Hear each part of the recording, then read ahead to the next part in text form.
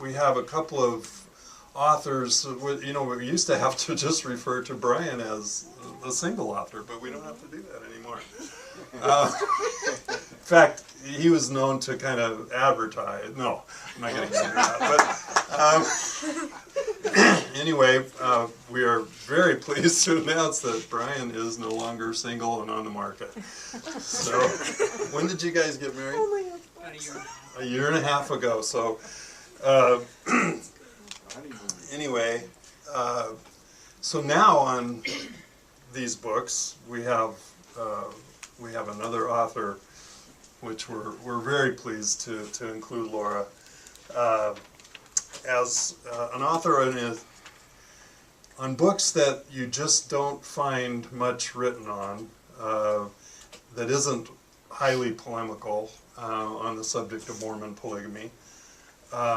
And Brian has, along with others who have helped him along the way, and now I say they, he and Laura, have done some work that nobody has done. Nobody has really mined the sources like they have. And there's material available, especially in the trilogy, the 3-volume set, which we don't have an entire set now, but so Joseph Smith's Polygamy, Volume 2, we just found out is out of stock, just very temporarily. But this 3-volume set that came out, how long ago, Brian? 2 years and 2 months. Okay, 2 years. And I believe your big debut was here, was it not? At our store, to kind of kick it off. And a tremendously important set of books on this subject that, like I say, nobody has really done before. And now the new volume, Joseph Smith's Polygamy Toward a Better Understanding, which isn't just, I'll let them tell you about it, but isn't just a simple summary of the 3 volumes. It's much more than that. But maybe not all of you are going to want or be able to have the entire set. Maybe you're like me and don't have any more room on your bookshelves. Right, Pat? By the way, I referred to you as my first wife. Okay. Anyway, so this is a great way to get the essence of the work that's been done, and also biographical summaries of each of the known plural wives of Joseph Smith. Brian also has done other books, including Modern Polygamy and Mormon Fundamentalism, the generations after the Manifesto. Now, one thing that isn't widely known is that LDS Church Correlation and the Curriculum Department have just adopted this. I don't even know if you knew this. I don't believe So this will be in all of the seminaries and institutes and Sunday school classes. I think. Now that's unconfirmed. I can't swear to that, but that's what I heard. Okay. So the proper order, of course, is for Brian to speak first, and then the boss will bring up the bat cleanup. So I'll let them take it from here. But thank you so much for coming and putting up with me. I'm a frustrated stand-up comic, and sometimes it works, sometimes it doesn't. Anything else? Okay, here we go.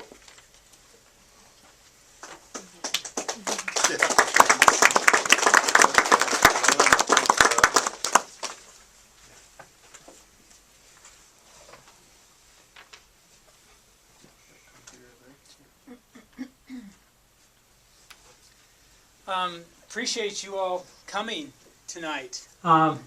It was 2 years ago and 2 months when I was standing here to talk about the trilogy. I sometimes call it the triple combination, but the 3 volumes that Greg Kofford Books did for me on Joseph Smith's Polygamy. A lot has changed in that time, and instead of talking about this book, I thought I'd let Laura do that, and maybe just for a few minutes talk about the last 2 years, about what the experience has been having these books come out, and some of the things that that might be of interest. 2 years ago, I was standing here not with Laura, but with Dawn Bradley. And Dawn Bradley's kind of cute, but she's a lot cuter and a lot more fun. And so I'm grateful for this change that's happened. Dawn Bradley used to say that he and I both were working on the 3 volumes together. We were both practicing zero-gamy. And now we both, and I'm happy to report for him as well, are now practicing monogamy, both of us. He's also since gotten married, and they're doing very well.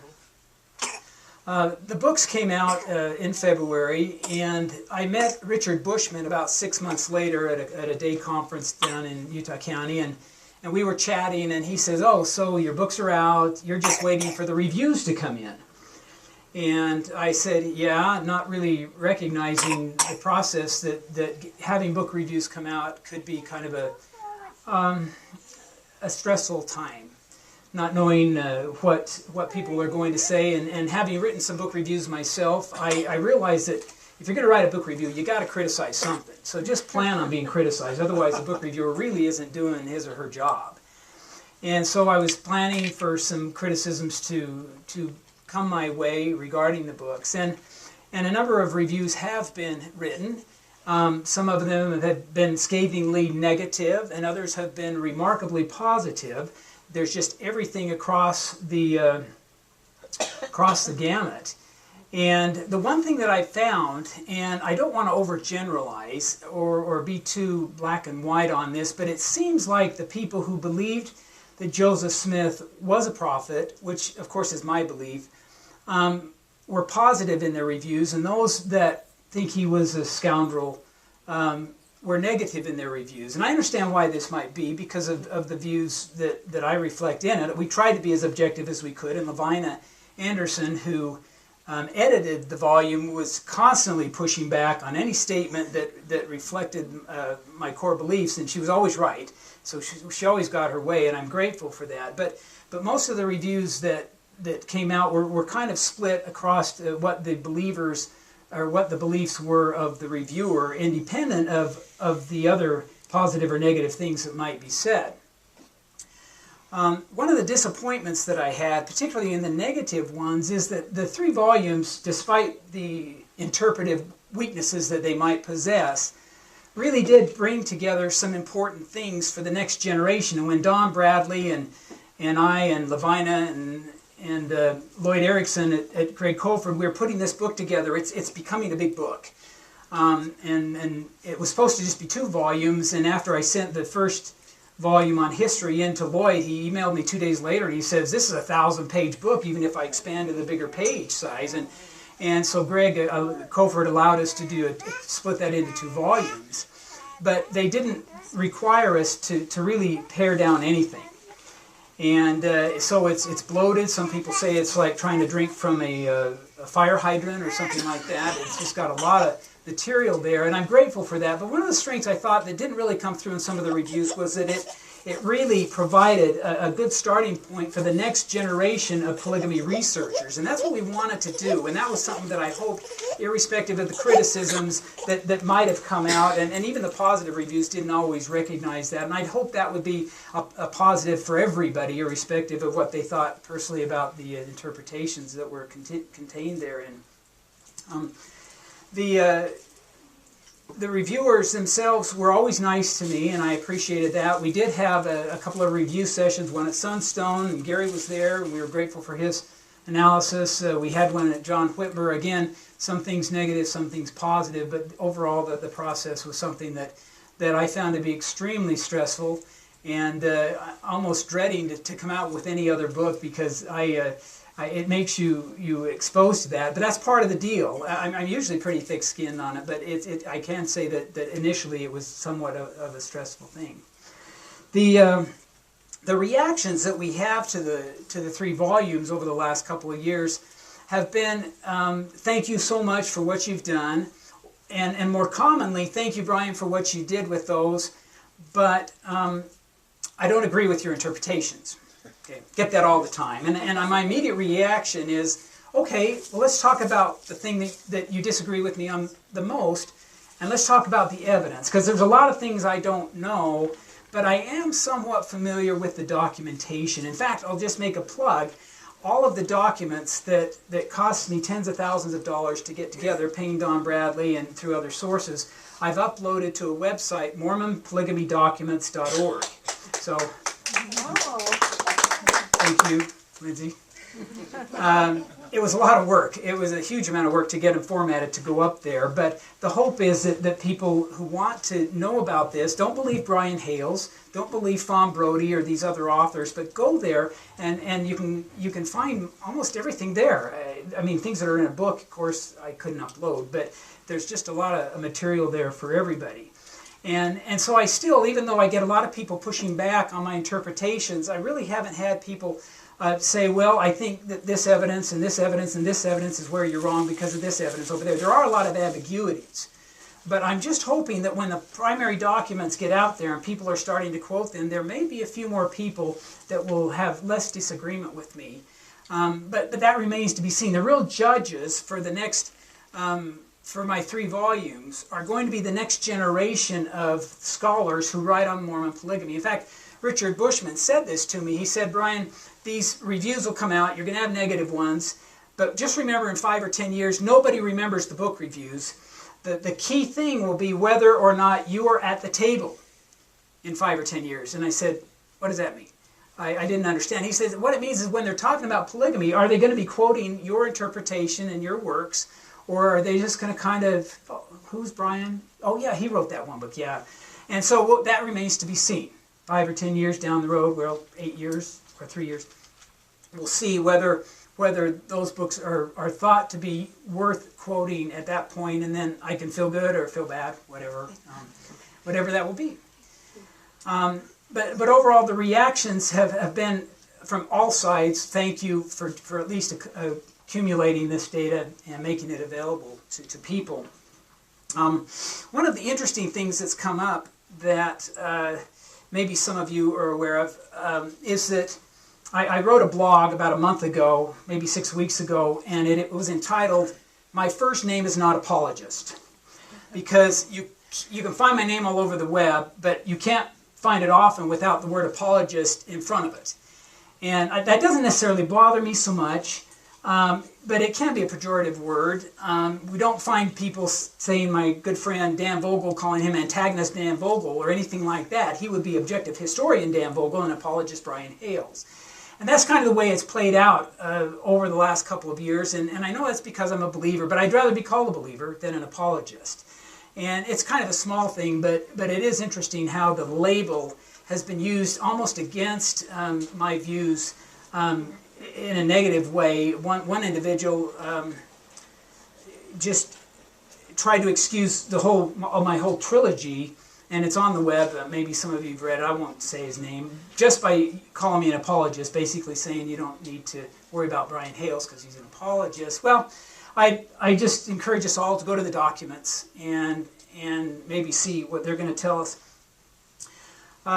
Getting back to the books, we've had a bit of a hard time keeping them in stock, which is a good thing. We ran 1,100 copies initially, and they were all sold out in about 14 months, and that's what Lloyd at Kofford Books had estimated it would be, was about 14 months. Since then, they've run another 300 copies, I'm told, of, or is it 200? Anyway, they've done more, and they'll always try to have it in stock. They promised us that. So if you need those, but what we've been able to do is that after the books came out, I was able to focus my research on something other than polygamy. In fact, it was just to try to get into monogamy. And it was just, Laura and I had met before, a couple of years before, and we had dated for a while, and it just hadn't worked out. My time was still focusing on the research, and in the meantime, she went and got her master's degree, and just within months after the book's coming out, I was tired of being single, and Laura is just wonderful, and she's a lot better than Don Bradley. And so we started to date again, and actually we're married rather quickly, and it's been so enjoyable to be able to work with her. It is a little different working with a spouse. We have very spirited discussions, usually try to make up before bedtime. Sometimes, I got to tell you, this book started off at least twice as big. And she just kept cutting and cutting and cutting. It's like taking my children away, you know. Very painful experience, but she has a degree in professional writing. I think she's a fantastic editor. And not only did she edit this, but she actually has added a whole new feel to it, a new color, and even dictated some of the changes that I hope you'll find to be very useful. So. Anyway, I hope that was somewhat interesting for you. I appreciate you being here. And I'll just turn it over to Laura, who can take it from us getting married up until today. So. It's your first baby, huh? Oh, I do tell people that she married into polygamy.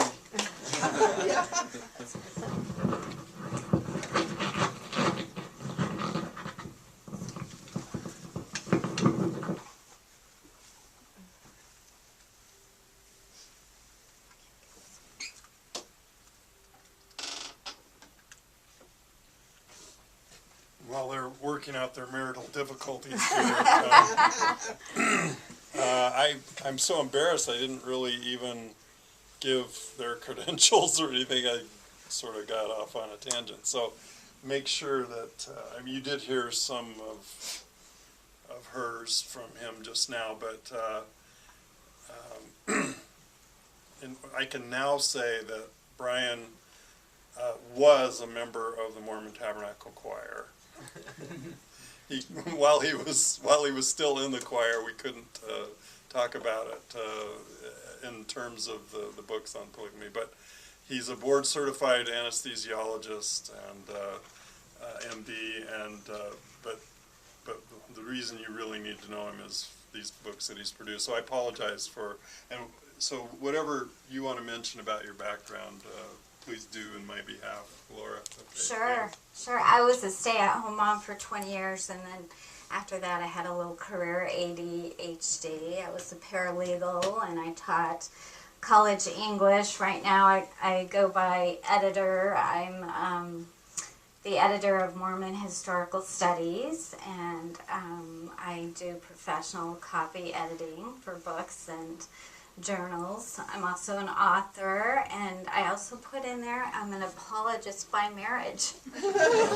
So it's not just Brian Hales, it's apologist Brian and Laura Hales. Yeah. So actually one of the first events that I attended after I became engaged to Brian was the Sunstone panel that reviewed Brian's book, and that Gary was part of, and ended his part of it very pithily by saying, and the only thing left is lipstick on the napkin. Do you remember that one? It was great. So I went in there thinking, I'm not going to learn anything about polygamy. Okay, I got polygamists on both sides. We've talked about it my whole life. Yawn. And then there was so much emotion, and I'm like, wow, what's the deal here? I got to read his books. So I made this goal to read his books before the next Author Meets Critic session in 6 weeks. I also had a marriage in there and moving and changing career, but whatever, you know. So I read his books. We got married. I closed the last page, and I turned to him and I said, honey, I love your book. How about we rewrite it? And what did you say? No way. No way. And then a couple weeks later I go, you know, I really like your books. How about we rewrite it? No way. Okay. Then I went to a friend at JWHA, and he goes, you know, Brian should rewrite these books. I'm like, would you go tell him? So David Marsh went to Brian and said, I think you should rewrite these books. And what did you say? Maybe. Maybe. Maybe. And about 8 months later, he could get his head around it. Between that time, we put together a website called Joseph Smith's Polygamy. The whole idea behind this book is to be a primer on polygamy rather than an exhaustive resource like his trilogy was. It's for members of the church who just have the question, so what's all this about Joseph Smith's polygamy? We've had people say, hey, you know, you guys write about polygamy. Will you go to dinner with us? And we go, sure. And so we're like, okay, if he asks this question, how are we going to answer it? Okay, we got all our answers down. So we sit down, and we're having chit-chat, And they go, so, did Joseph Smith really marry a 14-year-old girl? And we go, yes, she did. What? Yes, he did. And she did too. They were both married. Okay. Did he have sex with her? No. Okay. Do you want the last roll? And that's all they wanted. And we were so ready. We had the quotes on little 3x5 cards. Ready. Okay. Did Joseph marry other people's wives? Kind of. Sort of. Okay. Did he have sex with them? Well, not technically. A lot of them were for eternity only, and 3 were special cases. Do you want to hear about the 3 special cases? No. I see our food's coming. So there's a lot of people out there who are consumed with polygamy right now, and if you go online on the internet, you'll find those. And then there's a lot of people who just want the basic facts. And so we were kind of aiming to have a starting point of facts for those people. I listened to an interesting podcast today, given it was with Dr. Michael Quinn, and he was talking about the gospel topics essays. And the podcaster said, how do you feel about that? And he goes, I think it's a wonderful thing, because people have not had a good resource to go to on these sticky topics. And I feel like that's been the case with this polygamy book too. This is the first polygamy book written from a faithful perspective for LDS members with the latest research. It's a baseline for people to start at so that we can start off with even facts instead of sensational sound bites. And as Dr. Quinn said, when information is presented in a faithful light, it's a lot easier to take than when they feel like they've been deceived because they haven't heard about it. So people sometimes they ask us, well, why did we write this book? And we wrote it for several reasons, but one of the reasons I like to read this quote by Helen Mar Kimball. She wrote in the Woman's Exponent in the 1880s about Joseph Smith and the beginning of polygamy. And you know, before that time, she'd written a little bit, but she was pretty quiet about her own experience. So she was explaining why at this point in her life she decided to write about polygamy. And I don't have a glass, so I'm going to pull it away. So she says, the following narrative I write in words of soberness and truth for the benefit of the saints, particularly the youth in Zion, as well as those who have been so long seeking for the exposition of Mormonism or polygamy, but have failed, because they sought not the truth, but have preferred to believe the extravagant tales by those who misrepresent us. To such as believe Mormon women to be the dupes and slaves of men. So when people talk about Joseph Smith's polygamy and they attack Joseph Smith a lot of times, they're attacking the people who participated in it. And that is one of the reasons that a third of the book is devoted to small biographies of the women involved. Because these were incredible women, and they deserve to be celebrated, whether you agree with the practice or not. I'm going to kind of talk about a different project that I'm involved in because it relates directly to why we wrote this book. I was talking to someone about, well actually I have another book in the process, and I was able to get 16 people who are at the top of their field in different subjects that concern people to write chapters on the controversial topics of the gospel that are giving people pause at this time. And I just got the reviews back, and the people who reviewed them had one suggestion for me as the editor. Actually, they had a big question. Their question was, what are people going to do with this information? You're going to give this information and it's going to shock them and surprise them. And my answer was something totally different. What they're going to do with it is they're going to learn, they're going to study, and they're going to teach. And that's what I've done with my children. As my chapters have come in for this other book, we've talked about them. As Brian and I have written this polygamy book, it's been a wonderful thing to run by chapters with my 12 and 15-year-old about polygamy and the basis of it from D&C 132. I think one of my proudest moments was when I was discussing with Brian something another scholar had said about D&C 132, a faithful scholar. You know, even though we're all faithful, we still have different interpretations of the historical data. And this was one that we just kind of disagreed on. And for my 15-year-old to be able to speak from a position of knowing the issues and to be a critical consumer of information. As a church, we need to learn how to be critical consumers. Just because we see it on the web, whether it's from a faithful source or a less faithful source, we need to know how to evaluate that information. We need to know, okay, I've read something that's disturbing to me. I know there's polygamydocuments.com, right? That's what it's called. MormonPolygamyDocuments.com, and I can go there and I can look it up myself. I can see it in context. I can research it for myself. I don't have to take what someone is telling me. In fact, today I was on an online board and someone was using a quote and I said, please use that in the full context.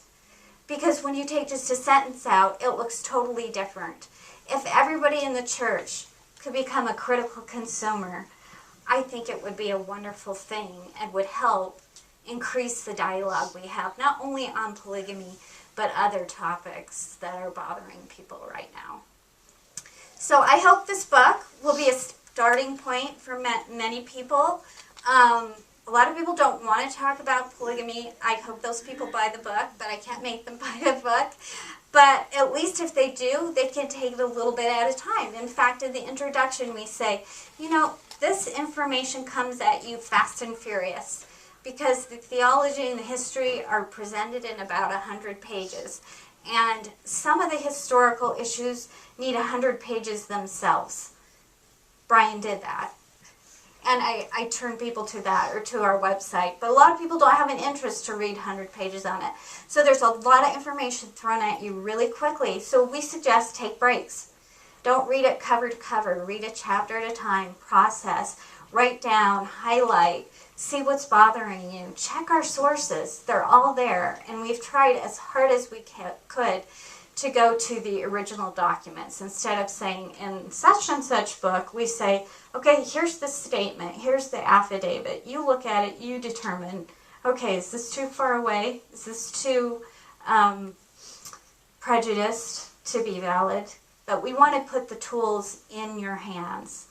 Now, there's a lot of things about polygamy that people disagree about, and I think it's okay to disagree about stuff, especially about whether an angel came to Joseph and commanded him to practice marriage.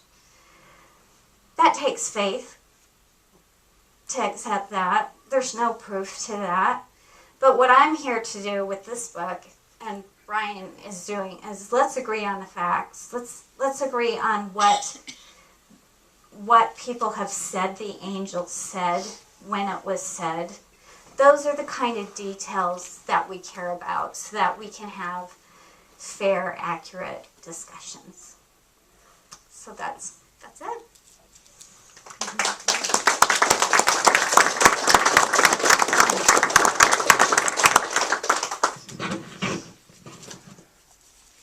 I think we have time now for some Q&A. And feel free to ask either one of us. There's a hand here and then there.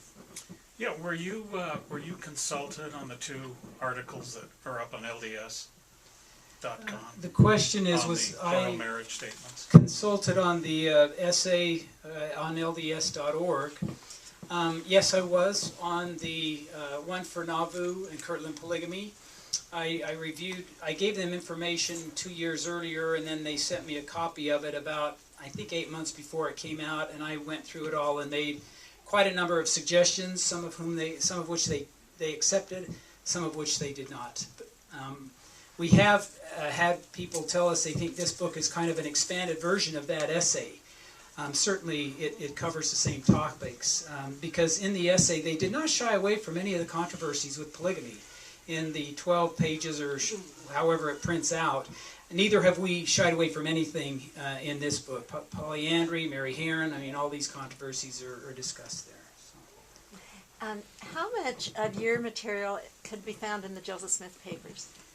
How much of the polygamy documents can be found in the Joseph Smith papers? Yeah, DNC 132. That is the beginning and the end. Actually, the Sarah Whitney, there's a blessing that also included the ceremony for sealing Sarah Ann Whitney to Joseph. That should be in there. There was a letter that we believe John Bennett wrote that was published in the Sangamo Journal on happiness is the object of our existence. That is also polygamy related, but doesn't mention polygamy. But other than probably those 3 documents, there won't be anything there.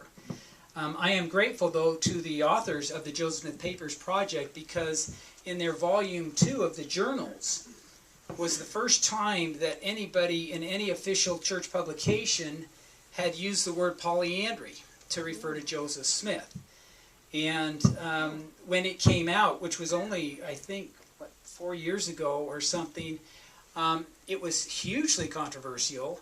That they went through, and I did a review for Journal of Mormon History on that volume, and I know the editors for the volume were disappointed because I know nothing about the journals themselves, but it was actually a review of the introductory essay. But in just like 4 or 5 years, we went from this hugely controversial discussing the polyandry to a topics page on LDS.org. And I asked Elder Snow at JWHA, I said, I was riding out on the plane with Michael Marquardt, and he was just raving about all of the documents he had been able to download from the church's history library website. He said he had so many gigabytes he ran out of space on his drive, and he had to stop. And I said that to Elder Snow, saying, this is great. And his response to me was that transparency is important, and that the church wants this transparency and wants to be seen as somebody who's being transparent with their history. So in seriously just half a decade, we have seen an amazing shift with regard to this topic and just documents in general. Sorry, that's a long answer to your question. That's good, thank you. What's your take on Todd Compton's book, Sacred Loneliness? Maybe you could repeat the questions too, if you would. Oh, he wants to know our take on Todd Compton's Sacred Loneliness. I think it's great. I go there for research all the time. Is it good history? It's good history. It's got commentary in it as well. That's where you need to become a critical consumer. But I haven't found him misquoting a single thing yet, and I check all the time. But part of it is 900 pages, so a lot of people can't get through the whole thing, but it's a great piece of history. Let me add a caveat to that. And Todd is a friend of mine. He and I, he did a dust cover endorsement, but he qualified. He says, we do disagree on things. And we still do, though I think a couple of them maybe he's turned, but I think most of the areas where we disagreed, he still probably feels differently. The one concern that I do have for In Sacred Loneliness, and I agree with Laura that the research is incredible. He pushed that can down the road so far that I piggyback so much on his research for the trilogy that I'll always be indebted to him. But his book portrays Joseph Smith as, I would say, a womanizer and an adulterer. He doesn't come out and label Joseph as doing those things. He just describes him in those kinds of behaviors. And this is one of the areas where Todd and I disagree. And so I do have concerns about this. But the other good news is when we put the second half of this book as the biographies of the 35 women, Todd only had 33, and we've added a couple. Well, I added 2, and she's plus minus on one of them, so she'd say there's only 34. But is that we've tried to bring Todd Compton's book up to date with respect to the research on the period that these women, of these women's lives during Joseph Smith's lifetime. which was the best part, if you ask me, of all the biographies. Though Todd did an amazing job following them out until their deaths. But we hope this book will see as even a companion to that. If you've got Sacred Loneliness, I'd encourage you to get this just for the biographies, because it gives you the update on all of these women and adds a couple more. So. Lindsay has a question, but first I want to say thank you. Stand up. She has done over 90 podcasts on polygamy over the last year, and she's proof positive that anyone who gets interested in this topic can do research and provide it to those interested in learning. So thank you, Lindsay. Well, I want to say thank you back to you. I can bear testimony of your research. But I actually have two questions. Can I ask two? Sure. Okay, so the first one is, when I hear people talking about, being critical in their take, what I've learned to hear them saying, and maybe this is a broad generalization, is, are you asking with your research for me to be okay with this? And I guess my first question would be, are you saying that, the more that people research, that you think that they should be okay with it? Are you asking people to be okay with the facts, whatever they stand? That's my first question. Well, let's do that one. Okay, because I only have a short memory. Okay. So Lindsay Hansen Park asked the question: by reading this book, are we expecting people to be okay with polygamy? And more research, will you be okay with it? I actually spoke with Don Bradley, who was Brian's research assistant, and we were talking yesterday. Who's my research assistant now? I'm her research assistant. So he said, it's often misquoted that I came back into the church because of the research I did on polygamy with Brian. The truth is, I came back into the church despite the research I did on polygamy. So when Brian talks about this book, he doesn't say, we're not giving this to you to build your testimony. We're giving this to you as a tool to give you what we find to be accurate history. We're not asking you to have testimony that an angel came and visited Joseph. That's something you have to come to on your own. And we're not asking you to make any conclusions different than ones that we made or the same as we made. We just want to have a baseline of historical facts to start a discussion. At least that was my intention. We'll see what he says. Personally, the way I feel about polygamy was written on a bumper sticker. It said the punishment for polygamy is 2 wives. Polygamy expands a man's sexual and emotional opportunities as a husband, as it simultaneously diminishes a woman's sexual and emotional opportunities as a wife.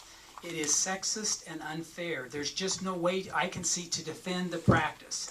Now, God commands people to do strange things. Animal sacrifice, circumcision. I mean, he did it. There is an eternal need for it, as I read section 132. But if anybody thinks they're going to read this book and think polygamy is a good thing, then they'll be disappointed, because I don't think that book can be written, at least for people practicing it here on this earth. Second question. Sorry, it's more of a request. Are you going to do the same thing with this book that you did with this book with your Mormon fundamental stuff? And I'm asking, would you please do that same thing? What is that same thing? Make it. So, you had talked to me about your Mormon fundamentals book, and you said Laura hates it. You told me that privately. Yeah, Maybe yeah. I shouldn't say that out loud. But would you do that? Do you have any plans to get that documentation out, or to do any more work on that? Oh, I see. Well, actually, the problem with what she's asking is that this book obviously was written based on a lot of research, and am I going to make that research available? Yeah. Are you just going to do anything more with contemporary fundamentals? Well, actually, I think you've already done that. I know you've certainly been the latest to really dig in, which is great. I didn't have Don working with me much on this book. He actually did contribute some very key items. So the research, the volume of documents isn't that great, but they're on the same website. They're just under a different tab, and you have to search them separately. I am working with Max Anderson, trying to get him to give me all of his stuff, couple other people I've asked, so that definitely is a resource that could grow. But we okay? No, you're good. See, she's watching out for me all the time. I just love this. But so anyway, I am going to upgrade MormonFundamentalism.com. It's a website that I put together over 10 years ago. It's not very sophisticated, and if you want the details of how unsophisticated it is, just talk to Laura. She said you can't send people there. But it does have a lot of good information, but I am in the process of upgrading that site and linking it to these documents so that the fundamentalist group will have more access. And also, just for those who have an interest in fundamentalism, I understand that Mike Quinn was down at teaching the second warders, I think just over the weekend. Centennial Park, not second warders. They don't like. They don't like second warders. Centennial Park. Sorry, thank you, Ann. And there is a transcript of his remarks too. Yeah, it's 39 pages. I have a copy of it. Oh, and but it's a video also because I watched part of it last the sound night. wasn't very good though on it. Well, it seemed okay, but anyway, that's a great resource because Michael knows more than just about anybody on a lot of that. So. I want to make a correction that the punishment polygamy is two mother-in-laws. The punishment for polygamy is two mother-in-laws. I have a question. In the history, and writing the history, we often talk about the men and the prominent men, and then in a sidelight, we talk about the women that are the wives of prominent men and the polygamists. In your study, what did you learn about the polyandrous husbands that weren't the famous ones, that weren't famous like Heber C. Kimball or whatever, anyone that had a prominent name? Did you ever have anything that you had, feelings for, like how it would be to be that husband of a polyandrous marriage? I should take that. We do talk about polyandry in this book, and there is a chart that lists the legal husbands, and by our count, there were 14 of these sealings. We classify 11 of them as probably eternity only, meaning this woman chose to be sealed to Joseph for the next life and had nothing to do with him during this life. I do know that several of these men felt bad. One of the names you may not have heard, but wife number 34, that we both agree on, I think, was Esther Dutcher. And her husband discovered decades after they left Nauvoo and come out and they were settled in Manti, he discovered that in Nauvoo, Esther had been sealed to Joseph. And I read that as just eternity only, and if you're interested, Mike Quinn has a whole different take on it, but you can download that on the website. His essay is there, and you can look at it. But the way I read it, it clearly was just a choice that she made, and she was planning to stay with Joseph, and it broke his heart. He eventually came to feel okay about it, and the sealing was reperformed in the Manti Temple with Albert, her legal husband, sitting in proxy for Joseph. I also wonder about Patty Sessions' husband, David Sessions. Later, they totally separated, and David, by some of the reports, wasn't that nice to Patty, and I don't want to point the finger at him. That's just what the reports indicate, but I just wondered if that breakdown wasn't because Patty had been sealed to Joseph and not to David, because she could have chosen the other way. But those are the only husbands that come to... Well, there's always Henry Jacob that everybody's heard about, because he loved Zina, but Zina said it was a bad marriage. And Adam Leitner never joined the church. Was the fact that Mary Elizabeth was married to Joseph, was that a factor for him never joining the church? Or no? Was Adam Leitner's not joining the church influenced by her being sealed to Joseph? By Mary's own account, she said she tried to get Adam in, and he just wouldn't do it, so she went and was sealed to Joseph for eternity. That's what she said. I don't think so. Adam was always friendly with Joseph. I don't think there was any animosity there at all. So it sounds like Mary Herron is the wife where you're plus or minus. Talk about that as a kind of a case study then, as what criteria you look at and weigh as whether or not the sealing was there. Well, everything in Mary Herron, there's one statement that it would be time and eternity. Okay? In the other time and eternity sealings, you prove, Sarah Whitney's different, but for Sylvia Sessions' line, she was not with her husband at that time. They were physically separated. Mary Herron was living with John Snyder at the time, so you would have to buy that he was a front husband after many years of marriage and children. Plus, he was called in the trial as a character witness for Joseph before he was martyred. And I don't see how you would stop loving your wife suddenly after all those years having 4 children and decide, sure, there's too many leaps and assumptions that I have to take just to accept the statement of one person. Okay, it was a reliable person, but still, it's just too much for me. And they stayed together after that as well with their children. It's just too much for one statement to, and I'm not the only one who puts her on the table either. I'd like to say Craig Foster and Noel Bringhurst don't think there's sufficient information either.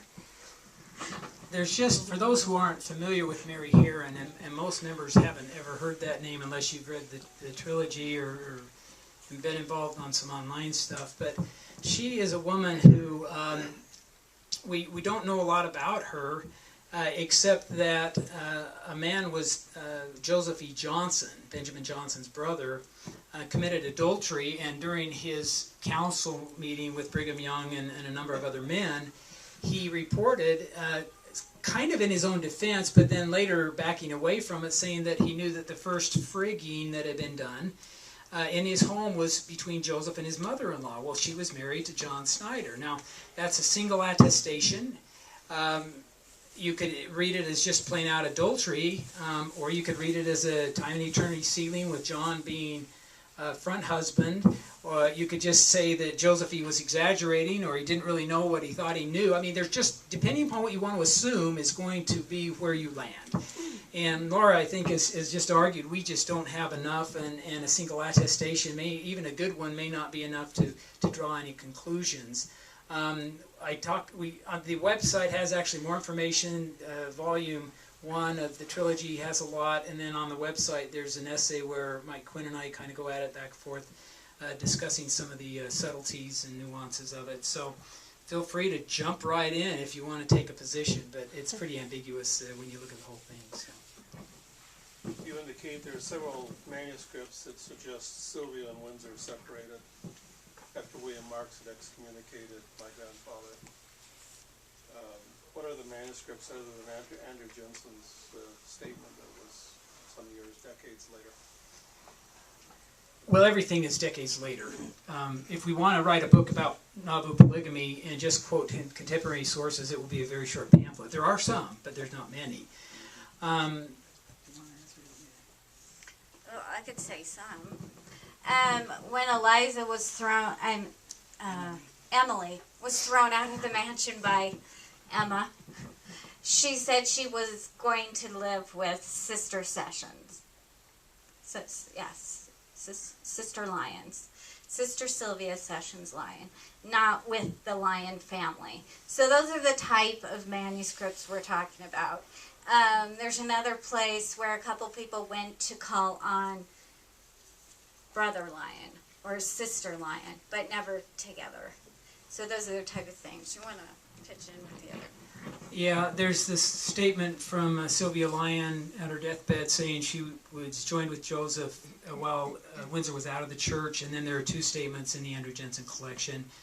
Now that's maybe half a dozen or slightly less, but this is a point that Todd Compton and I have gone back and forth on, and I've just tried to get him, okay, this is where we disagree, and I'm saying, Todd, what evidence supports your position? And I haven't got a response. And I don't want to misrepresent him, but I don't think there is a response to say they were still together. He states that in his book, and it's one of the few places where I haven't been able to find a documentation for a fairly important statement. I mean, it's all there if you can figure out his endnote system, but that's one of the areas where we disagree, and I'm waiting to find anybody with evidence saying that they were cohabiting or even living under the same roof after he was excommunicated, after Windsor was excommunicated. So. And Claire, you had your hand up back there. I don't. I don't know if I can remember. I'll make up the question. Oh. Were you the one responsible for having Helen Marr be almost 15 instead of 14? I'm joking. I know you weren't, He would never have done that. Maybe a follow-up question. You said early on that the answer to did the 14-year-old have sex with Joseph was no. But is it better to say, well, we don't know? There's a later reminiscence where she indicates that she was quite shocked at being married to Joseph, and you could, it's possible to read in, we don't know why, but it's possible she had sex with him. You kind of said that when you have dinner with people, you say, no, she definitely did not. Why not leave it open? Oh, I can answer that one. He asked, when we're asked if Joseph had sex with Helen Marr Kimball, why don't we say, well, there's really no evidence to point us either way? I've read enough of Helen Marr Kimball's words that I feel comfortable saying no. But, don't take, that's what this whole book is. Don't take my word for it. There's lots of things that I hedge on. That's not one that I feel like I need to hedge on just because I've done so much research on Helen Marr Kimball. But yeah, if you wanted to be totally safe, you could do that. But sometimes I don't feel I need to. And the church, the LDS essay would have been much smarter, I think, if they had, instead of saying a few months shy of her 15th birthday, if they'd have just quoted her. What does she say? How does she phrase it? Laura, the only reference she makes to how old she was is in her autobiography, which is really a letter to her children. And she said she had scarcely seen her 15th summer. So she herself never said 14, but we know her birth date, and we know when it happened, and we can do the math, and we know it was 3 months shy. But I think when she herself refers to it that way, she didn't find it a big deal. Well, and can you imagine if they'd have just added a little quote with a footnote to Helen Marr, it would have diffused a lot of the criticisms, and I think the criticisms are kind of justified. What a silly way to phrase it, everybody's going to see past it. Yeah, I'm curious to know, are you open to the possibility that Joseph Smith could have been a true prophet, but maybe not justified in everything that he did regarding polygamy? I'm comfortable saying that, yes. You did. Are we comfortable saying that Joseph was a true prophet, but he didn't do everything right as he was executing polygamy? And I'm saying, yes, I'm very comfortable saying that, and we say that in this book as well. So you're open to the possibility that he made some serious mistakes? We're open to the possibility that he didn't do it the way I would have done it, for sure. But let me qualify that. There is a dividing line, and I think Laura and I do agree that he was not involved with anything that was sexually immoral that would have prevented him from doing his prophetic duties. Well, no, that's not where I'm going. I'm saying, is it possible, that there's historical evidence to indicate that he mentioned to a couple people, at least, just months before the martyrdom, that he had been deceived. Is there any, on a scale of 1 to 100, do you give any possibility to the fact that he could have been deceived? The question is that there is evidence that somebody said he'd been deceived and that he might have been, and this is really caught wildfire on the internet right now. This Joseph Smith fought polygamy has really gotten some traction, which surprises me in light of the trilogy and all of this volume of evidence that I've uploaded. I'm just dumbfounded, seriously. The only person I'm aware of, and maybe you've got some things I haven't seen, is that William Marks made that comment more than once to several people in several situations. And I've analyzed those in the trilogy. I don't think they're credible. Though I would say that Brigham Young said that, he said, some people say Joseph gave up on polygamy before he died. I know he was tired of it. But Brigham says, I don't think he ever did.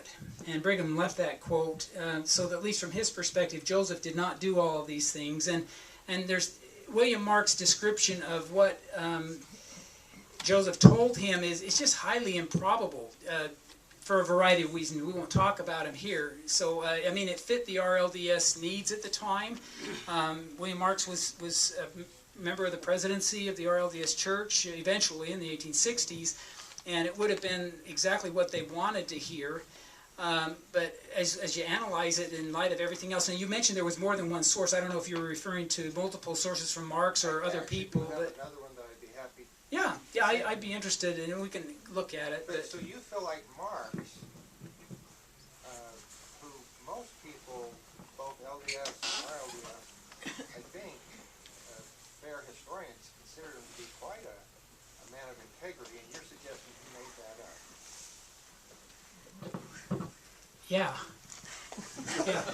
I guess to make it, when I analyze what he said, Joseph said, it doesn't square with so many other evidences that are at least as reliable.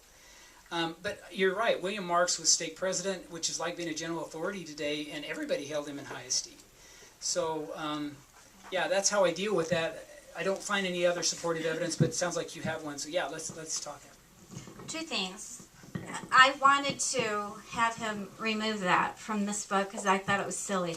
I'm like, oh, that's so silly. Nobody will care about that. And he goes, no, it's important. So, and since that time, like 5 people have brought it up. So I'm glad we left it in there. And it is really well treated in here. His statements and the whole philosophy behind that. But now that I know the question that you're asking, I want to re-answer it.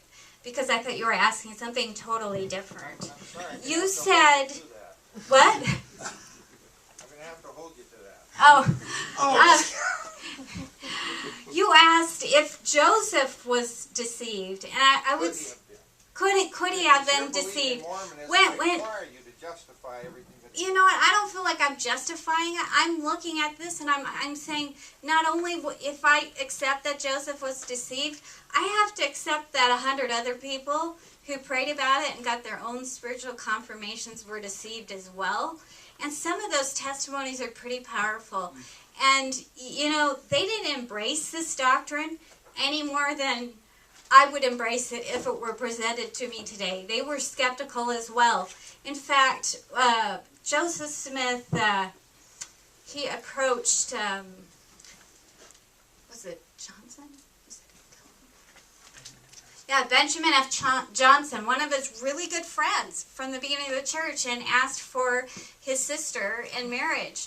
And Benjamin said, if I find that you're doing this for an unchaste purpose, I will kill you. And Joseph said, that's okay. You're not going to have to worry about it. So they didn't say, sure, cool, yeah. No, they went about it deliberately. And so you can't just discard Joseph being deceived without discarding all of those people who participated being deceived as well, which I think is a big leap. Great questions. Him standing here means that I think we're done. We have one more question. You may not be able to answer this, but do you have any comments on the play that recently came out called The Pilot Program? We decided not to go see it. Oh, We were invited to review it, and I'll be honest with you, I don't study Utah polygamy. I don't want to fantasize about it returning in 2020 or whatever the date was, because I think it's unjust and unfair, and I would never want to do it, at least not on earth. I think in heaven we can't speculate what that would be like, but on earth it just is not easy. Almost all of these women, if they could have had their husband as a monogamous wife, they would have chosen that over any other dynamic that they had. They did it because it was a test from God they believed, and it would take something from heaven to convince me that I would ever want to do it. So anyway, thank you again for letting us come here. Appreciate it.